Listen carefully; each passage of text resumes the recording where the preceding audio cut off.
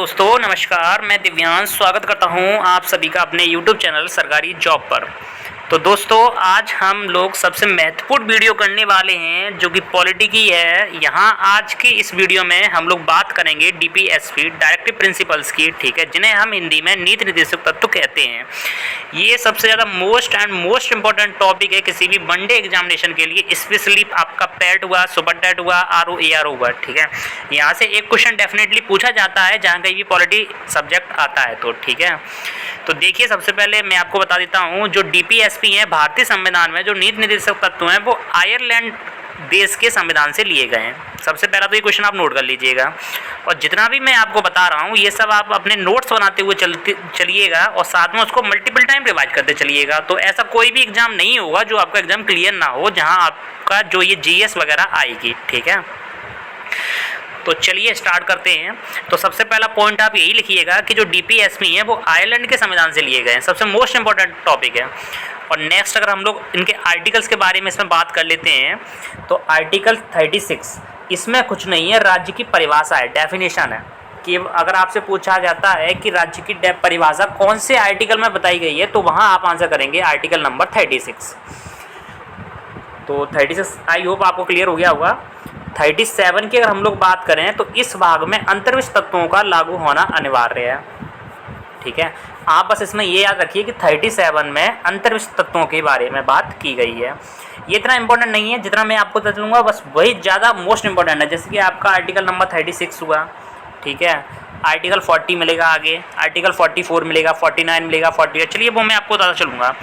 जैसे कि आर्टिकल 38 राज्य लोक कल्याण की अभिवृद्धि के लिए सामाजिक व्यवस्था बनाएगा, ये भी इम्पोर्टेंट है, इसे भी आप नोट कर लीजिएगा।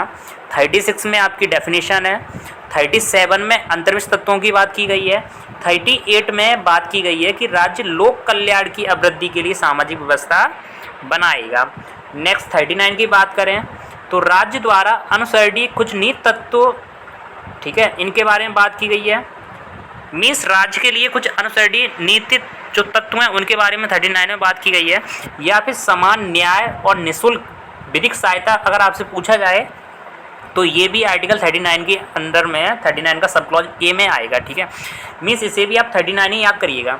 39 में अगर आपसे पूछा जाता है कि समान न्याय की बात कौन से आर्टिकल में की गई है तो ये आर्टिकल 39 में की गई है, और ये किसके अंडर में आते हैं तो ये नीति निर्देशक तत्व में आते हैं। एक चीज़ मैं और आपको बता देता हूँ कि जो आपके नीति निर्देशक तत्व हैं वो आर्टिकल नंबर 36 से आर्टिकल नंबर 51 के अंदर आते हैं, ठीक है।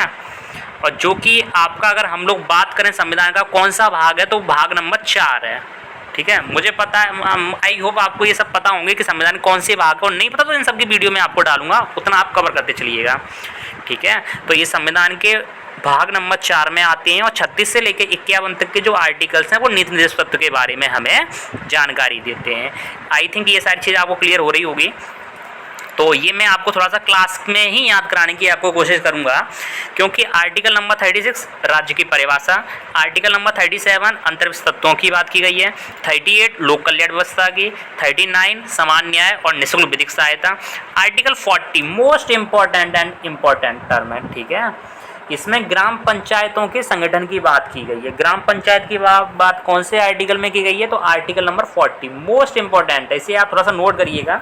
इसके पीछे एक लंबी स्टोरी है कि जब संविधान बन रहा था तो हमारे जो महात्मा गांधी थे वो ग्राम पंचायत को सशक्तिकरण करना चाहते थे, ठीक है, उसको संविधान के अंदर दर्जा दिलाना चाहते थे। तो श्रीमन नारायण जी के प्रयासों से, अथक प्रयासों के कारण फिर इसको नीति निर्देशक तत्व में डाला गया, ठीक है। तो वो सब आपके लिए इतना इंपॉर्टेंट नहीं है, आपके लिए इतना इंपॉर्टेंट है कि आर्टिकल नंबर 40 ग्राम पंचायत के बारे में बात करता है। नेक्स्ट 41 की बात करें तो कुछ दशाओं में काम, शिक्षा और लोक सहायता पाने का अधिकार, ये आर्टिकल नंबर 41 है। ये आर्टिकल 39 में आप समान न्याय और निःशुल्क विधिक सहायता, इसका मतलब ये है चाहे मैन हो चाहे वुमेन हो, दोनों के साथ समानता का अधिकार है, उन्हें किसी को भी कम ज़्यादा सैलरी नहीं मिलेगी समान काम के लिए। आप सिंपल सी भाषा में इसको समझ लीजिएगा। अगर ऐसा कहीं भी हो रहा हो तो वहाँ डिस्क्रिमिनेशन, अगर ऐसा किसी भी लड़की के साथ हो रहा हो तो वहाँ आप आवाज़ उठा सकते हैं अपने आर्टिकल नंबर 39 जो कि हमें नीति निर्देशक तत्व में हमें दिया गया है। नेक्स्ट 40 क्लियर हो गया होगा। आर्टिकल नंबर 40 ग्राम पंचायतों का संगठन। 41 में कुछ दशाओं में काम, शिक्षा और लोक सहायता पाने का अधिकार, इसमें भी समान सहायता के बारे में बात की गई है।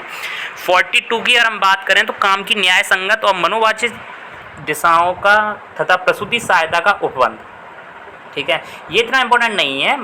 आगे नेक्स्ट बात करें 43 कर्मकारों के लिए निर्वाह मजदूरी, मतलब जो मजदूर लोग होते हैं उनके लिए जितनी भी राशि फिक्स कर रखी है उससे कम कोई भी उन्हें काम के बदले नहीं देगा। अगर कोई देता पाया जाता है तो वो एक तरह का क्राइम के अंदर में आएगा। ठीक है, ये हमारे संविधान में उन लोगों के लिए व्यवस्था की गई है। आर्टिकल 43 थोड़ा सा इंपॉर्टेंट है, but article number 44 most important है। इसे हम समान नागरिक संहिता के नाम से भी जानते हैं। नागरिकों के लिए समान नागरिक संहिता के बारे में कौन से आर्टिकल में बात की गई है? तो आर्टिकल नंबर 44। इसको मैं थोड़ा सा ट्रिक से भी आपको बताने की कोशिश करूंगा। देखो 44 को हिंदी में कहते हैं 44, इंग्लिश में कहते हैं 44। दोनों में 44 कैसे हैं? समान है, इक्वल हैं। तो दोनों चीज़ें समान हैं तो समान से बन गया समान नागरिक संहिता। बोलो क्लियर हुआ? दोनों चीज़ें समान है 44, तो यहीं से 44 का मतलब समान नागरिक संहिता। ठीक है, ये मोस्ट इंपॉर्टेंट है, इसको भी भूल मत जाना, ये तो अक्सर पूछता है एग्जामिनेशन में। नेक्स्ट अगर हम लोग बात करें, ये वही 44 हो गया। ठीक है, 45 ये सारे मोस्ट इंपॉर्टेंट हैं। यहाँ से ऊपर के अगर एक दो अगर आप भूल जाओ तो भी चलेगा, लेकिन आर्टिकल नंबर 36, 39, 40, 44 और 45 से 51 तक जितने भी हैं उन्हें मत भूल जाना कैसे भी करके। इतने तो आप अपने थोड़ा सा याद करके रखिए चलिएगा दोस्तों। आर्टिकल 45 में किसके बारे में बात की गई है? बालकों के लिए निःशुल्क और अनिवार्य शिक्षा। ठीक है, ये हमारा 86वां संविधान संशोधन हुआ था, जिसमें हमारे आर्टिकल 45 के थ्रू 0 से 14 साल तक के बच्चों को फ्री शिक्षा का अधिकार दिया गया था। तो वो कौन से आर्टिकल के थ्रू? आर्टिकल 45।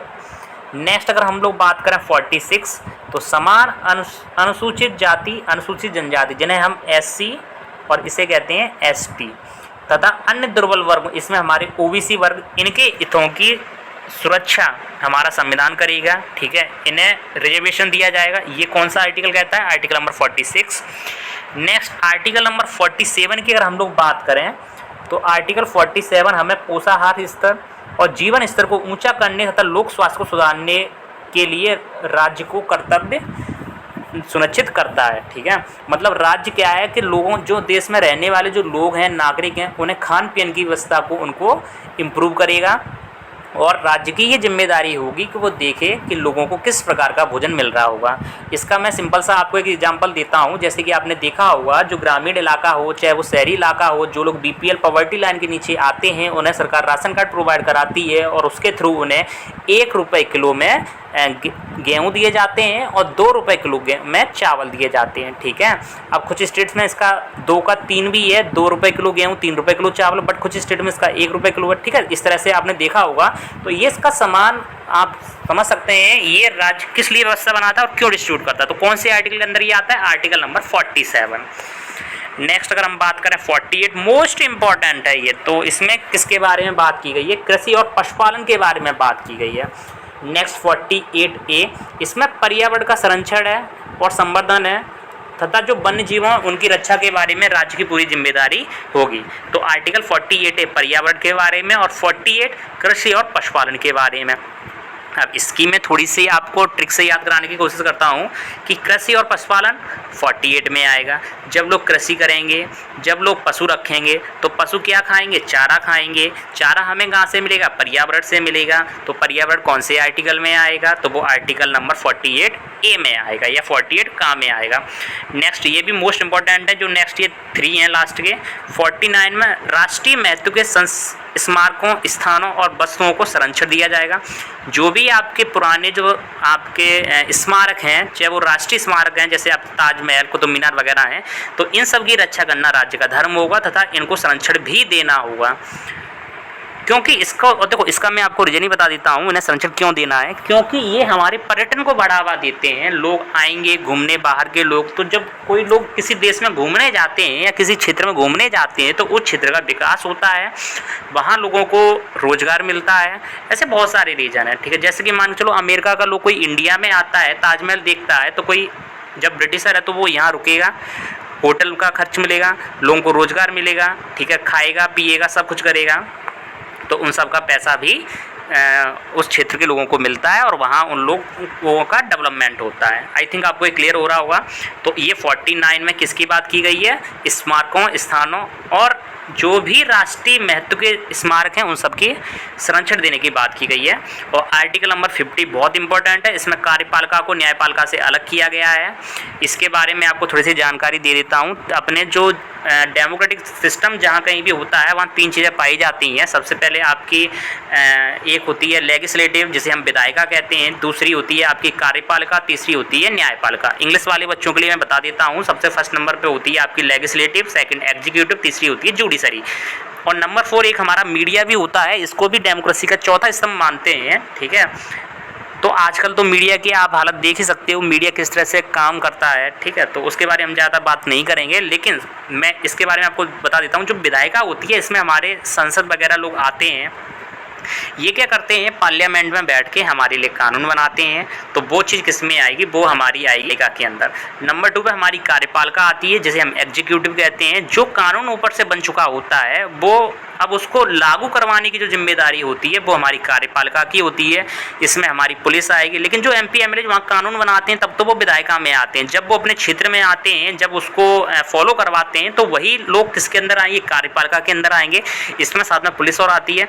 जब कभी कोई ऐसा बिल बन जाता है जो लोगों को अच्छा नहीं लगता है, जब इसमें वाद विवाद की सिचुएशन उत्पन्न होती है, तो उस समय हमारी तीसरी जो बॉडी होती है, जिसे हम जुडिशरी या न्यायपालिका कहते हैं, तब उसका काम होता है, ठीक है। अब न्यायपालिका तो आप जानते ही होंगे, जब लोग पहले अपने डिस्ट्रिक्ट कोर्ट में मैटर सॉल्व करते हैं, जब नहीं होता फिर हाई कोर्ट में जाते हैं, जब हाई कोर्ट में भी नहीं होता तो वो सुप्रीम कोर्ट में जाते हैं। कौन सा आर्टिकल था? नंबर 32, वो आपको मैं बता दूंगा, या आपने पढ़ चुके होंगे तो कोई बात नहीं है, बट कोई ना, चलो इन सब के बारे में आपको बताऊंगा। बट आपकी रेस्पॉन्सिबिलिटी, आप इस चैनल से जुड़े रहें, इसको लाइक करें, सब्सक्राइब करें, जिससे कि और भी वीडियो आपको मिलती रहें। और इन सारी वीडियोज़ के आप नोट्स जरूर बनाइएगा। और अगर आपको पहले से ही इसके नोट्स चाहिए हों तो इसको मैंने बता रखा है कि आपको इसके नोट्स कैसे मिलेंगे। आपको कुछ नहीं करना है, मैंने नंबर प्रोवाइड आपको कर रखा है डिस्क्रिप्शन बॉक्स में, वहाँ आपको इसका नॉर्मल चार्ज है जो कि आपको पे करना पड़ेगा, वहाँ से आपको रिटन नोट्स आपको प्रोवाइड कर दिए जाएंगे। बस आप उसकी जीरोक्स निकाल लेना, पढ़ लेना, इतनी हेल्प आपकी हो जाएगी। और मैंने बस इतना नॉर्मल चार्ज इसलिए रखा है ताकि आपको लगे कि हाँ आप थोड़े से पैसे खर्च कर रहे हो और उससे आप थोड़ा सा पढ़ाई की तरफ जागरूक हो, ठीक है। आप ऐसा मत सोचिएगा कि कुछ ज़्यादा चार्ज है। और उसका स्क्रीनशॉट आप मेरे व्हाट्सएप नंबर पे भेज दीजिएगा। नेक्स्ट एंड लास्ट जो हमारा DPSP है वो आर्टिकल नंबर 51 है। इसमें अंतर्राष्ट्रीय शांति और सुरक्षा की बात की गई है। मतलब जो हमारा संविधान है वो कहता है कि जो देश है वो दूसरे देशों के साथ भी शांति और सुरक्षा की अभिवृद्धि बनाएगा, ठीक है। ऐसे देश से सरकार से उम्मीद की जाती है। आई थिंक आपको ये सारी चीज़ें क्लियर हो गए होंगे। ये कौन से देश के संविधान से लिए गए? आयरलैंड के, और 36 से 51। इसको आप थोड़ा सा याद रखिएगा, ठीक है। तो चलिए वीडियो को फिर यहीं एंड करते हैं। Have a good day. स्वस्थ रहें, मस्त रहें।